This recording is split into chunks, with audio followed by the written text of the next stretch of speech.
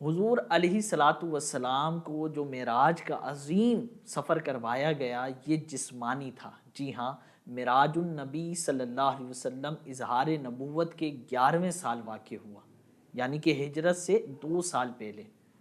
اس وقت آپ علیہ الصلاۃ والسلام اپنی ہمشیرہ ام ہانی کے گھر آرام فرما رہے تھے کہ جبریل آئے۔ 27ویں رجب کی تاریخ تھی اور یہاں سے سفر معراج شروع ہوا۔ پہلے حضور مسجد الحرام تشریف لے گئے، پھر حضور علیہ الصلاۃ والسلام بیت المقدس پہنچے۔ یہ شب کا تھوڑا سا حصے کے اندر سفر ہو رہا ہے، اور یہ سفر نص قرآنی آیت قرآنی سے ثابت ہے۔ اس کا انکار کرنے والا دائرہ اسلام سے نکل جائے گا۔ معراج کی رات آقا علیہ الصلاۃ والسلام آسمانوں کی سیر کرتے ہوئے منازل قرب میں پہنچے۔ یہ حصہ معراج کا احادیث صحیحہ معتمدہ مشہورہ سے ثابت ہے، کیونکہ حضور نبی رحمت صلی اللہ علیہ وسلم نے خود ہی ارشاد فرمایا کہ بے شک اللہ تعالیٰ نے موسیٰ علیہ الصلاۃ والسلام کو دولت کلام بخشی اور مجھے اپنا دیدار عطا فرمایا، مجھ کو شفاعت کبریٰ اور حوض کوثر سے فضیلت دی گئی۔ حضرت ابن عباس رضی اللہ تعالیٰ عنہ فرماتے ہیں کہ بے شک محمد صلی اللہ علیہ وسلم نے 2 بار اپنے رب کو دیکھا، ایک بار سر کی آنکھوں سے یعنی کہ جسمانی طور پر، اور ایک بار دل کی آنکھوں سے۔ بعض لوگ اعتراض کرتے ہیں اور دلیل کے طور پر سیدہ عائشہ کی حدیث پیش کرتے ہیں کہ معراج جو تھی وہ روحانی تھی، خواب میں معراج ہوئی، حضور جسم کے ساتھ تشریف نہیں لے کے گئے۔ حدیث پیش کرتے ہیں کہ حضرت عائشہ نے ارشاد فرمایا کہ معراج کی رات حضور کا جسم غائب نہیں تھا، بستر سے جدا نہیں دیکھا میں نے۔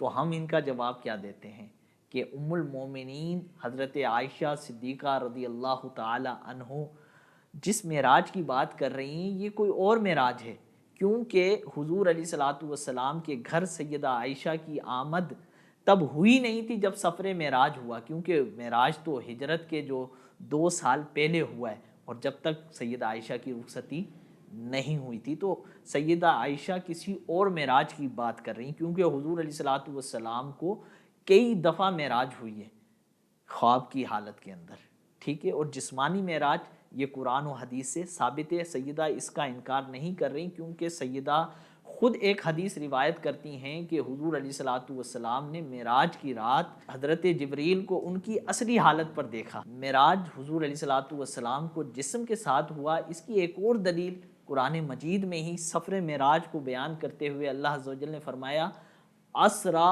بعبدہ۔ اگر خواب میں ہوتا نا معراج تو بعبدہ ہی نہیں فرماتے، کیونکہ عبد جب بھی بولا جائے گا تو اس کا مطلب ہوتا ہے روح اور جسم کے ساتھ کوئی چیز ہوتی ہے تو اسے عبد کہا جاتا ہے۔ تیسری دلیل یہ ہے کہ اللہ عز و جل نے قرآن مجید میں ہی ارشاد فرمایا وما جعلنا الرؤیا التي اریناک الا فتنۃ للناس، ہم نے جو آپ کو مشاہدہ کروایا اس کو لوگوں کے لیے آزمائش بنا دیا ہے۔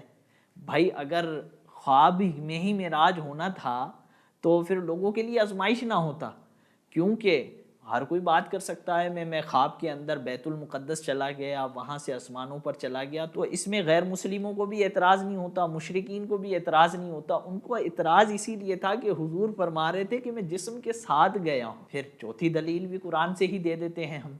اللہ تعالیٰ نے سفر معراج میں حضور علیہ الصلاۃ والسلام نے جو اپنے رب کا دیدار کیا اس کو بطور تعریف بیان کرتے ہوئے رب فرماتا ہے ما زاغ البصر وما طغی، یعنی کہ حضور علیہ الصلاۃ والسلام نے اس طرح دیکھا کہ آپ علیہ الصلاۃ والسلام کی جو آنکھیں ہیں نہ تو پھریں اور نہ ہی حد سے آگے بڑھیں۔ تو یہ دلیلیں ہیں، اور بھی بہت ساری دلیلیں ہیں۔ جمہور علماء اہل سنت کا یہی موقف ہے کہ جسم کے ساتھ تھا معراج، صرف خواب نہیں تھا۔ اس پر قرآن بھی دلیل ہے، احادیث صحیحہ بھی دلیل ہیں، اور صحابہ تابعین تبع تابعین کا گویا کہ ایک اجماع چلا آ رہا ہے، اتفاق چلے آ رہا ہے۔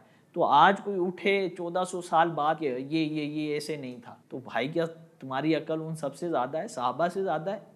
بلا وجہ کے اعتراض کر امت میں فتنے نہ ڈالو، خدا کا خوف کرو۔